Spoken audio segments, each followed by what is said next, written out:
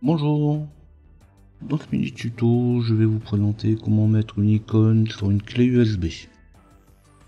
Alors c'est toujours plus sympa de mettre une image personnalisée à une clé USB, tout simplement pour faire quelque chose de plus sérieux, plus pro, personnalisé, ou pour tout simplement reconnaître plus vite votre clé USB et certainement plein d'autres raisons.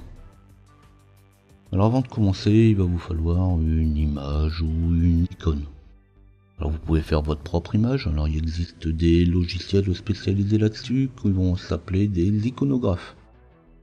Sinon il vous faut tout simplement un logiciel qui va vous permettre de transformer un fichier en icône. Alors moi je vais prendre GIMP qui le fait très bien, c'est gratuit, c'est libre et j'utilise aussi pour tout un tas d'autres raisons. On va tout simplement modifier un fichier image que j'aurais retrouvé sur internet. Alors attention avec les images qu'on trouve sur internet. Et je vais tout simplement faire un clic droit pour le modifier avec GIMP. On le modifie si on veut. Alors ici c'est pas un tuto sur GIMP. Et on va l'exporter au format ICO. C'est obligatoire, il doit être obligatoirement au format icône. Alors avec GIMP, pour pouvoir exporter un fichier vers un autre format, il suffit juste de lui changer son extension. Je vais mettre ICO, et puis il va tout simplement changer le format. Ici c'est pareil, c'est pas un tuto sur GIMP. Et quand c'est fini, on ferme, on n'a plus besoin du logiciel. Dans une de mes vidéos précédentes, j'avais expliqué comment afficher les extensions. Alors ici on va afficher l'extension pour savoir de quel fichier on parle, mais aussi pour pouvoir créer le fichier inf. Parce que là, entre mon usb.png et mon USB ICO, il n'y a pas beaucoup de moyens pour pouvoir faire la différence entre les deux. Alors c'est aussi dans l'affichage qu'on va retrouver les fichiers cachés. Plus loin, on va voir qu'on va cacher l'icône sur la clé USB. Donc surtout, ça va nous servir aussi à pouvoir réafficher, pouvoir éventuellement faire les modifications de la clé USB. Et on va se rendre sur PC. On va afficher les disques, on va plugger la clé USB, donc ma clé USB actuelle, et puis je vais attendre qu'elle soit affichée. Donc suivant les cas, suivant la configuration, on pourra avoir une ouverture automatiquement ou pas. Alors ici par exemple on voit bien que ma clé USB est affichée et que j'ai pas d'icône, j'ai l'icône classique de disque. Alors on va commencer par créer un fichier autorun.inf sur ma clé USB. Donc comme il n'y a pas moyen de créer une extension inf d'origine, je vais tout simplement créer un nouveau fichier texte autorun.txt. À partir de là, je vais changer l'extension.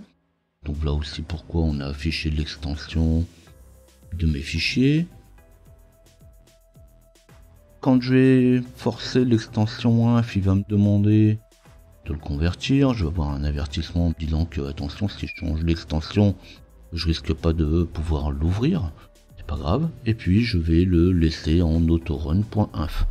Autorun.inf c'est obligatoire parce que c'est une convention sur le fonctionnement.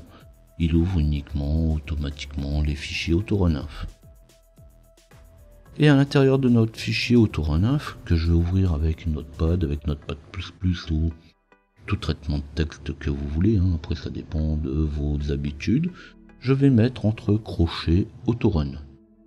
Avec un A majuscule, un R majuscule, et puis derrière je vais mettre icône égale autorun.ico, ou comme moi ici, comme j'utilise pour moi USB, je mettrai icône égale usb.ico.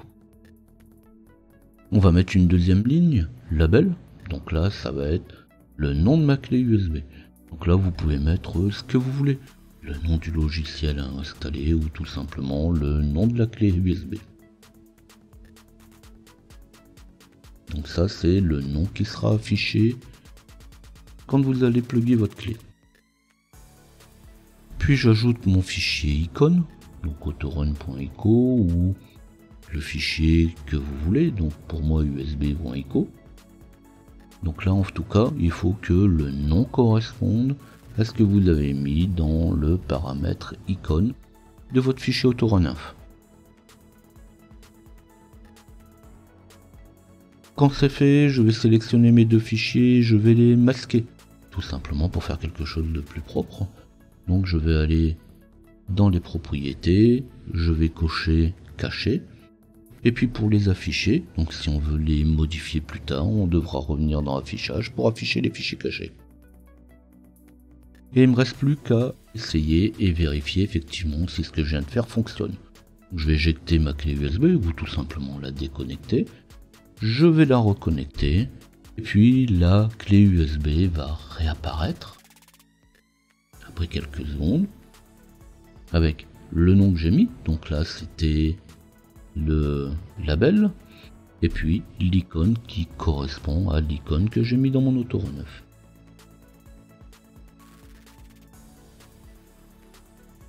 Alors quand même, pour pas terminer juste avec ça, on va pouvoir aussi rajouter d'autres possibilités dans notre fichier Autorun. Donc là vous allez les changer, donc vous allez pouvoir mettre par exemple un mot-clé action. Donc qu'est-ce qui se passe? Ouvrir, quel fichier il va aller ouvrir automatiquement. Vous pouvez aussi proposer des différents menus avec shell.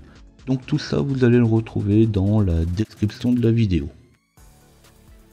Si cette vidéo vous intéresse, vous n'oubliez pas de liker, abonnez-vous à la chaîne si vous désirez retrouver mes prochaines vidéos, tapez LJP Info dans votre navigateur web ou flashez le QR code si vous désirez retrouver mes différents documents. N'hésitez pas à poser vos questions, laissez-moi vos remarques, laissez-moi vos suggestions. Et on se dit à bientôt.